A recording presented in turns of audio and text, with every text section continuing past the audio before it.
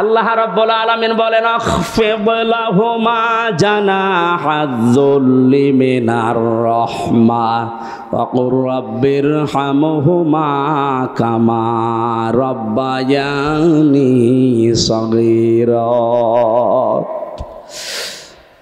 আলেম যারা আছেন তাদেরকে বলছে, এবার সারা জীবনে আয়াতটা জন্মের পর থেকে আমরা অনেকে পড়েছি, এর ভেতরে একটা গোপন রহস্য আছে। আমার আল্লাহ কি সেট করেছেন তাকান তো ব্যাখ্যায়।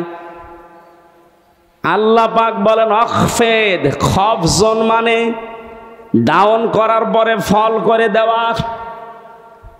পৃথিবীর সন্তানদেরকে আমার আল্লাহ যেন নিজে চোখে আঙ্গুল দিয়ে হাত ধরে বলতেছে, হে পৃথিবীর সন্তানেরা ডাউন করে দে, এরপরে ফল কর।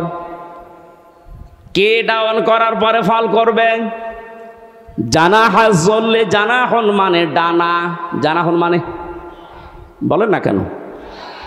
আমার প্রশ্ন, পৃথিবীর কোনো মানুষের ডানা আছে? আছে? নেই। ডানা তো পাখির হয়, ডানা তো এরোপ্লেনের হয়, ডানা তো হেলিকপ্টারের হয়, মানুষের তো কোনো ডানা হয় না। তাহলে আয়াতটা মিথ্যা।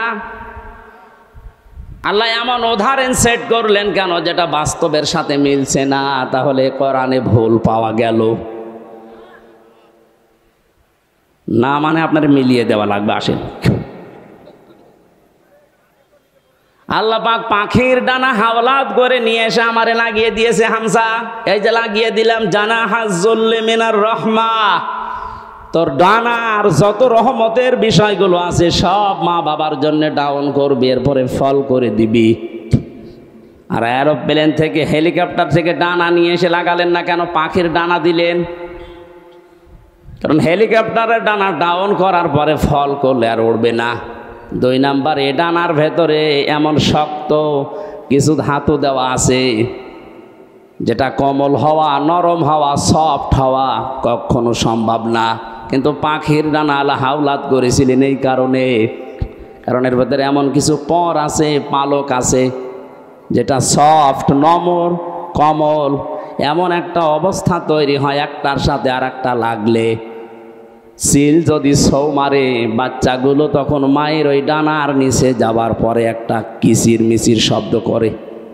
বাংলাতে ওই শব্দকে বলা হয় অনির্বচন সুখ। কি বললাম? একটা অনির্বচন সুখ বাচ্চারা অনুভব করেন। আল্লাহ পাক ঠিক যেন পাখির এই বাচ্চাদের মতো আপনার মার বাবা যতদিন আপনি বেঁচে আছেন, আপনাকে বোঝাতে চেয়েছে হামজা, তোর মা বাবা যতদিন দুনিয়ায় আছে তারা যেন এই পাখির বাচ্চার মতো একটা সুখ তোর আন্ডারে থেকে পায়। তারা যেন মনে করে আমার হামজা বেঁচে থাকতে অন্তত আমাদের আর কোনো ঝামেলা নেই, আর কোনো চিন্তা নেই আমাদের। দিনাজপুরবাসী মন থেকে বলেন তো, আমাদের মা বাবা যারা দুনিয়ায় আছে এরা কি এই মনে করতে পারছে? 24 ঘন্টায় অনেকের মুরব্বীরা চিন্তায় থাকে, না জানি কখন ভাত বন্ধ করে দেয়। হ্যাঁ, এইসব রংপুরের এলাকার মানুষ সহজ সরল, তো এই জন্য কিছু টের পাচ্ছেন না। এ সহজ সরল মানুষগুলো মা বাবাকে খুব ভালোভাবে আদর যত্ন করে, এই জন্য আপনারা বুঝলেন না। এটা যদি আমি কক্সবাজারে বলতাম ওরা টের পেত। এত সম্মান, এত মর্যাদা, এত কিছু আল্লাহ দুনিয়াতে দিয়েছেন এই দুইজনের ব্যাপারে। নিজের ইবাদতের পরে নবীর নাম দেননি, আল্লাহ বলেছেন মার বাবার নাম। وَقَضَى رَبُّكَ أَلَّا تَعْبُدُوا إِلَّا إِيَّاهُ وَبِالْوَالِدَيْنِ إِحْسَانًا। আল্লাহ পাক বলেন আমি ফায়সালা করে দিয়েছি, সিদ্ধান্ত নিয়ে ফেলেছি, রায় দিয়েছি। আমি আল্লাহর রায়কে, আমি আল্লাহ ছাড়া কারো ইবাদত করা যাবে না। পৃথিবীতে যাদের মা বাবা আছে তারা যেন তাদের সেবা করে, তাদের পেছনে খরচ করে, তাদের প্রতি ইহসান করে। এটা আমি বানালাম। বলেন আপনি ইহসান করবেন কি করে? তার একটা একটা করে আল্লাহ এখানে 5টা ব্যাখ্যা দিয়েছেন। আপনি কোরআন খোলেন তো পুরাটা, পৃথিবীর কোনো মানুষের ব্যাপারে এত ব্যাখ্যামূলক শব্দ আপনি পান কিনা? পাবেন না আপনি। অথচ এই দুইজনের নাম এত বেশি আল্লাহ ব্যাখ্যা দিয়েছেন, সেই দুইজনের পরিচয় ওই 6 ছেলে মেয়ে জানে না। এই জন্য 95 বছর বয়সেও মুরব্বীকে বাড়ি থেকে রাস্তায় বের করে দিয়েছে, যান আপনার আর দরকার নেই। ও কয়দিন পরেই পড়ে মরবে, ডেনে পড়ে থাকবে, কুকুরে শ্রীগালে ছিঁড়ে ছিঁড়ে খাবে। এক কথা বলেন না কেন? অথচ 6টা ছেলে মেয়ে তাকান, সব বিশ্ববিদ্যালয় থেকে মাস্টার্স করা। আমি বলছি না আপনার ছেলে মেয়েকে মাস্টার্স করাবেন না, তা না, অবশ্যই করান, কিন্তু তাকে 3টা বছর কোরআনে কারিম দিন।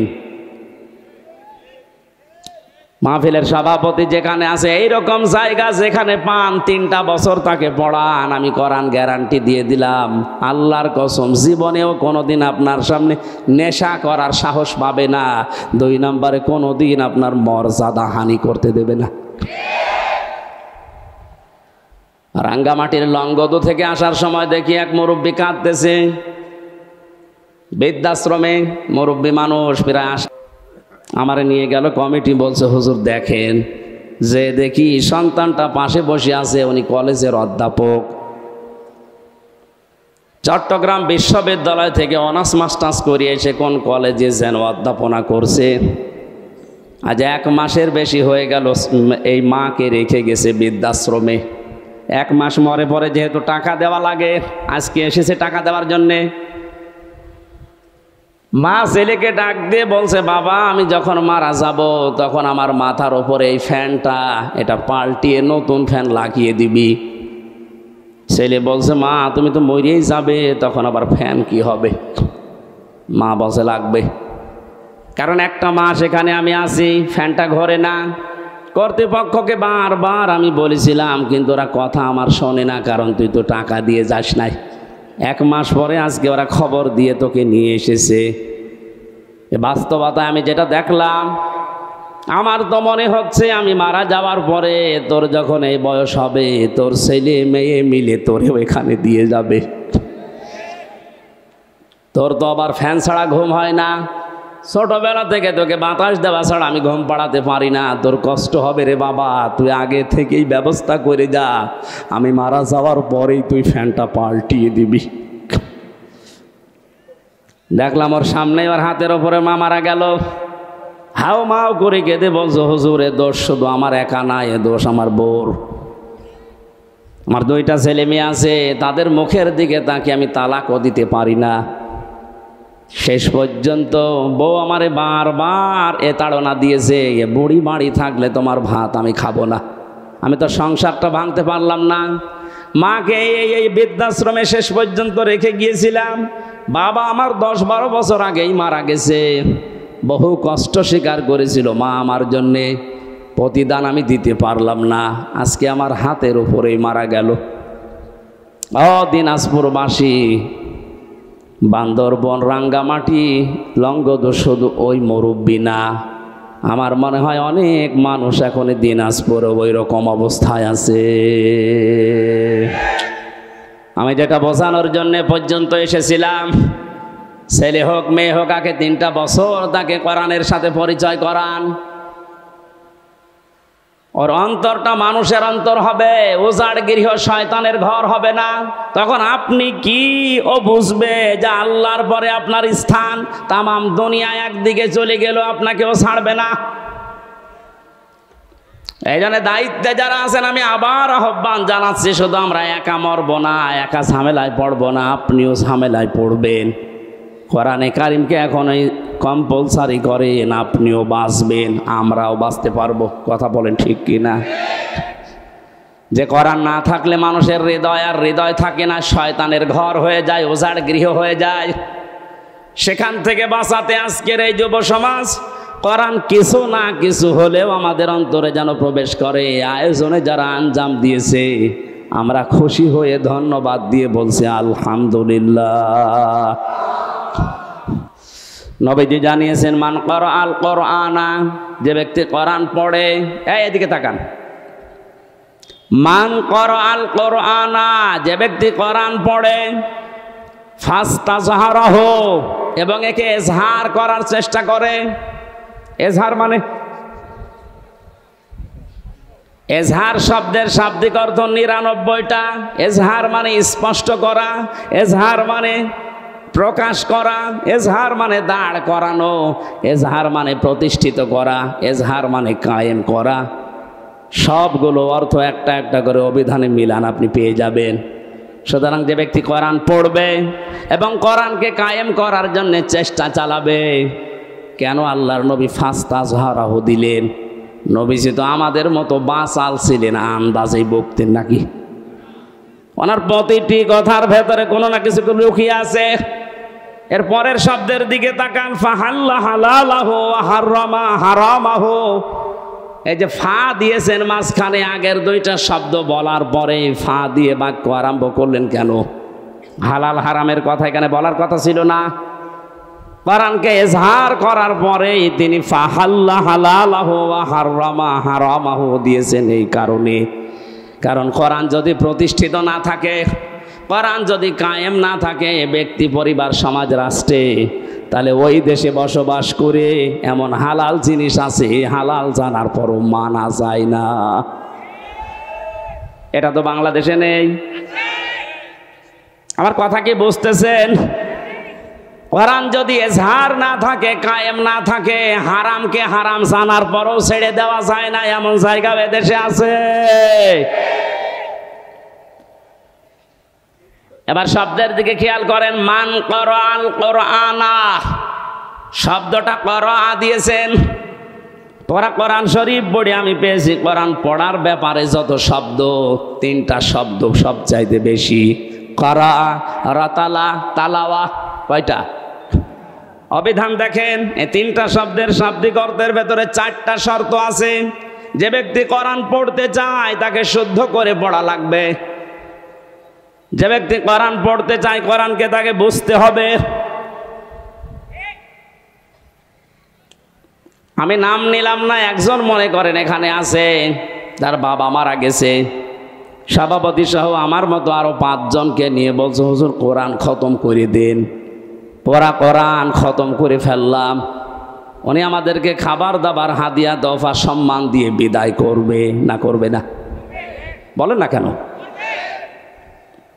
পড়া কোরআন শরীফ শেষ করে হাদিয়া দফা দিয়েছে, খাবার দাবার দিয়ে সম্মান দিয়ে বিদায় দেবে। হঠাৎ করে যদি মহাতামিম সাহেব বলে হুজুর ওই ভাইকে ডাকেন তো, আপনাকে বাড়িওয়ালা ডাক দিয়ে যদি বলি যে পড়া কোরআন শরীফ আমরা খতম করে ফেললাম, কিছু বুঝেছেন? উনি বলতে পারবে?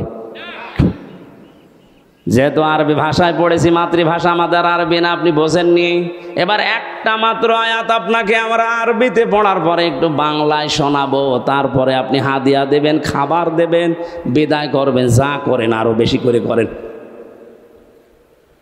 ওনার সামনে আরবি আয়াতটা তেলাওয়াত করেছে সুর দিয়ে, ফাহাল্লা হালালাহু ওয়া হারামা হারামা ওয়া হাল্লাল্লাহুল বাইআ ওয়া হারামার রিবা। এখনো পর্যন্ত উনি বুঝেছে? বলেন। বাংলায় যদি এবার বলি, এটাই আল্লাহ জানাতে চেয়েছেন ব্যবসা তোমাদের জন্য হালাল আর সুদ হারাম। আপনি তো এতক্ষণ পর্যন্ত বাবা মরে গেছে এই জন্য আমাদেরকে পড়া কোরআন খতম করালেন, কিন্তু আপনি তো সুদ খান। এবার যা টাকা দিয়েছিল, খাবার দিয়েছিল, সব পিটিয়ে বের করবে। এক কথা বলছেন এখন। আর সম্মান এতক্ষণ যা দিয়েছিল বলবে কি আপনি আমার গোপন জায়গায় হাত দিলেন, টাকা আপনাকে দিচ্ছি দাঁড়ান। যেহেতু আমাদের মাতৃভাষা আরবি না, এই জন্য আমরা হয়তো বুঝি নাই। গালি দিলে অনেকে মনে করে যে দোয়া করছে, কিন্তু এই শব্দটা আবু জেহেল, আবু লাহাবের সামনে যখন নবীজি পড়তেন, ওরা সুদের মহাজন ছিল। কি ছিল? ওরা বুঝে ফেলেছে যে মোহাম্মদ কি বলতে চায়। তখন আর বাংলা, ইংরেজি, আরবি, ফার্সি, উর্দুতে ব্যাখ্যা করা লাগতো না। আরবি পড়লেই ওরা বুঝতো, কারণ ওদের মাতৃভাষায় আরবি। বাস্তবে বাংলাদেশে এমন অনেক জায়গা আছে হালালকে হালাল জানার পর, হারামকে হারাম জানার পরেও মানা যায় না। কোরআন যেহেতু এজহার নেই, এই জন্য আমরা মুসিবতে আছি। কোন মানুষ যদি কোরআন পড়ে এবং কোরআনকে বোঝে, যতটুকু বুঝবে তার উপরে ততটুকু বাস্তবে মেনে চলার চেষ্টা চালাবে। সাহাবা একরামের 2 পারা 3 পারা পড়তে সারা জীবন লেগে যেত। সূরা নাস আর ফালাক পড়তে হযরতে ওমরের 11 দিন লেগেছিল তার জীবনীতে পেয়েছি। অথচ আমারে পড়তে দেন সূরা নাস আর ফালাক আমি 3 মিনিটে শেষ করে ফেলবো। তাহলে হযরত ওমর মনে হয় পড়তে পারতেন না, তাই তার এত সময় লাগলো কোন কারণে? যে আয়াত পড়তেন ওইটা তার প্র্যাকটিক্যাল লাইফে মিলাতেন। কুল আউযু বিরাব্বিন নাস। আল্লাহ পাক বলেন, নবী আপনি বলুন আমি আশ্রয় চাই মানুষের রবের কাছে। এখন রব কি? রবের অর্থ প্রধানত 19টা। উনি 19টা বিষয় নিজের জীবনে মিলিয়ে দেখতেন। রব মানে আইনদাতা, রব মানে প্রতিপালক, রব মানে উকিল, রব মানে এরকম যত আছে মিলাতেন, দেখি আমার জীবনে মেলে কিনা। যখন দেখতেন রব মানে আইনদাতা, আমার জীবনে আল্লাহর আইন আমি যতটুকু ওই সামর্থ্য আমি মানতে পারছি। রব আমার রিজিক দাতা, আমি আল্লাহ বাদে অন্য কাউকে রিজিকের উপরে ভরসা করি না, মানিও না। একটা একটা করে 19টা মিলিয়ে ফেলতেন। তখন বলতেন পরবর্তী আয়াত দেন মালিকিন নাস। আমরাও তো কোরআন এইভাবেই পড়ি। তার 11টা আয়াত পড়তে 11 দিন সময় লেগে যেত এইভাবে মিলাতে। আর আমাদের এক খতম করতে দেবেন 11 ঘন্টায় পুরা কোরআন পড়ে শেষ করে আর এক খতম শুরু হবে। এখানে করার ব্যাখ্যায় আমি যতগুলো অর্থ পেয়েছি, অভিধানে 4টা শর্ত সব জায়গায় লেখা আছে। কেউ যদি কোরআন পড়তে যায় সে যেন শুদ্ধ করে পড়ে। অরাতিলিল কোরআন তারতিলা। এ নির্দেশ কার? আরো জোরে বলেন। 2 নম্বরে কোরআন শুধু পড়লে হবে না, আফালা ইয়াতাদাব্বারুনাল কোরআন। কি হয়েছে তোদের? কোরআন নিয়ে কেন চিন্তা ভাবনা করো না? না বুঝলে আপনি চিন্তা করবেন কি দিয়ে? 3 নম্বরে এটা আপনার প্র্যাকটিক্যাল লাইফে আপনি মেলাবেন, বোঝার চেষ্টা চালাবেন। 4 নম্বরে যতটুকু বুঝেছেন এটা যেন মানুষ মানতে পারে সেই ব্যবস্থা করে দেবেন। এই 4টা শর্তের নাম হচ্ছে করাআ। 4টার নাম কি? এভাবে যারা কোরআন পড়বে আল্লাহ পাক বলেন আল্লাযীনা আতাইনাহুমুল কিতাবা ইয়াতলুনাহু হাক্কা তিলাওয়াতি। আমি যাদের কিতাব দিয়েছি তারা এর হক আদায় করে, তার মানে 4টা শর্ত মেনে পড়ে। উলাইকা ইউমিনুনা বি। এই মানুষগুলোই আমার কোরআনে বিশ্বাসী। বলেন সুবহানাল্লাহ। ওয়া ইয়াকফুর বিহি ফাউলাইকা হুমুল খাসিরুন। এই 4টা শর্ত মেনে যারা আমার কোরআন পড়ে না, ওরা কোরআনে বিশ্বাসী নয়, এরা জীবনে ক্ষতিগ্রস্ত হবে। এটা আমি বানালাম। বলেন।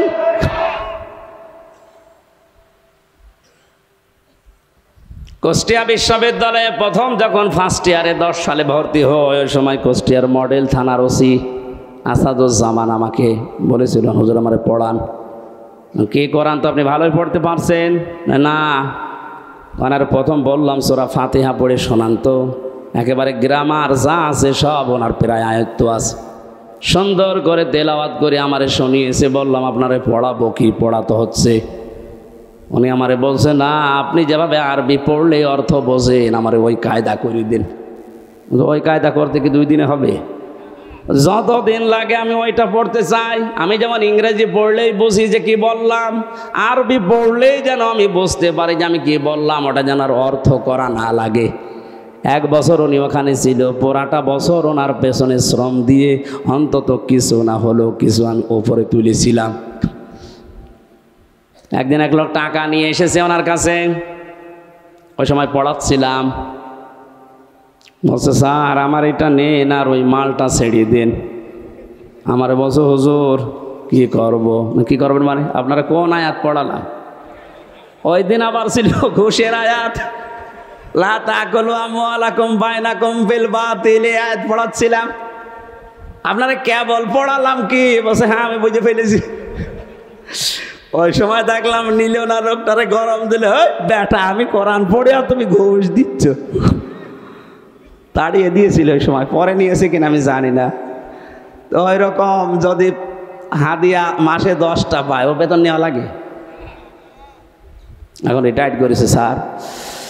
দোয়া করি স্যারের জন্য, স্যার যেন যেভাবে ছিল ওই সময় ওটা যেন মরণ পর্যন্ত টিকে থাকতে পারে, বলে না আমিন। আমার ভাইরা, আমি যেটা বোঝাতে চাচ্ছিলাম, কোরআনে কারিম যারা এই 4টা শর্ত মেনে পড়ে আর একে ইজহার করার জন্য দুনিয়ায় চেষ্টা চালায়, কায়েম করা, প্রকাশ করা, প্রতিষ্ঠিত করা, স্পষ্ট করা, দাঁড় করানো, এটা যদি দাঁড় হয়ে যায় আপনি বাধ্য হবেন হালালকে হালাল জানার পরে মেনে নিতে। আপনি পারবেন না হালালকে হালাল জানার পরে মেনে না নিতে পারবেন না, এ পরিবেশ তৈরি হয়ে যাবে। কারণ জনগণের ভেতরে যখন কোরআনে কারিম প্রতিষ্ঠিত থাকবে, আপনি বাদশাহ, আপনি মন্ত্রী, আপনি মেয়র, যত বড় দায়িত্বে থাকেন না কেন, যারা আপনার আন্ডারে থাকবে ওদের বুকে এমন সাহস তৈরি হবে, সামনে থেকে প্রতিবাদ করবে, আপনি দাঁড়ান।